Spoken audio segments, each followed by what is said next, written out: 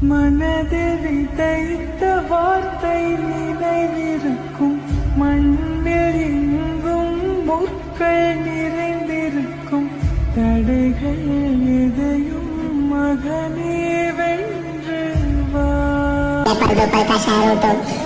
कल कोई और आएगा जो मेरे से अच्छा खेलेगा।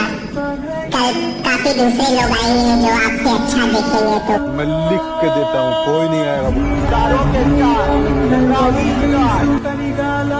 वीरा वीरा कंगड़